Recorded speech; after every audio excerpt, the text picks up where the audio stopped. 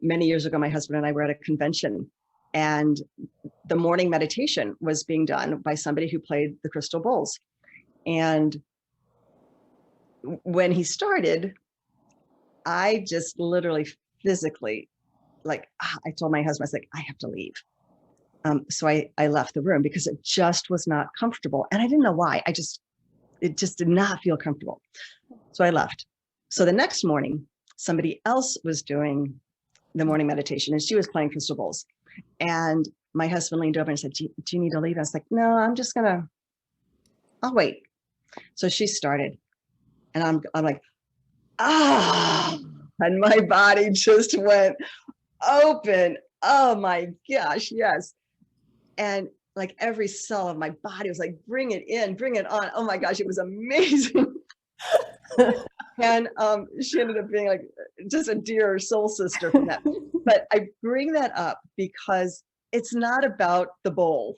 Mm-hmm. Mm-hmm. It's about the person sharing sound. Because again, everything that we express or share, or it brings that which is within us out into the world. And personally, if somebody sits down behind a bowl and it's a sea bowl, and their intention is they think that they're going to open a root chakra, I'm going to feel that, and I'm going to say no thank you, and I'm going to get up and leave. And the only reason I want to bring that as part of this conversation is to empower people to listen to your body. And just because you have a particular kind of experience with one type of sound therapy does not mean that you will have the same kind of experience with those same like bowls or bells or gongs when somebody else is doing it. So just be really present in the moment. And we're changing every moment anyway. So we're never the same person we are in those two different sessions. So it's okay to get up and leave it if it's best for you. Yeah, thank you for pointing that. I love that you just addressed that, because I have encountered that. And, when I've met people and we get to talking and they ask what I do, and I tell them, I do integrated wellness coaching and use a lot of different modalities. And they say, you do sound, I don't do that. Like I tried it once and that wasn't for me. And I said, well, you know what? That one may not have been for you. I would encourage you to try it with someone else, because it's like you walk into a room. There's certain rooms that you're like, this feels amazing. Other rooms, not so much. Certain people you meet and you're just attracted to them. Other people, not as much, right?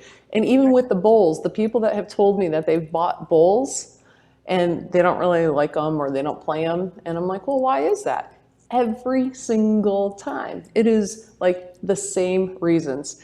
It was either a gift from someone else, right? They didn't pick it out. They ordered it online was the other one. Or they wanted a bowl so bad that they went to a shop. They didn't find one they were in love with, but this one was okay. But then what happens is they don't play it because it doesn't resonate with them, right? There's not that connection. So yeah, I love that you just said that, because we are all different, and different people are attracted to different things, and certain things are going to fall with other people and not fall with others, so it's like, yeah, bio individuals. Or when a client comes to me and says, you helped my friend and you recommended that she do this, this, and this. And I said, well, yeah. And she's like, well, how about like, what do you think about working together? And I said, well, that's your friend. You're not your friend. You're a totally different person. So we would create a completely different path for you, So yeah, I love that you just, thank you very much for saying that and for sharing everything you're sharing,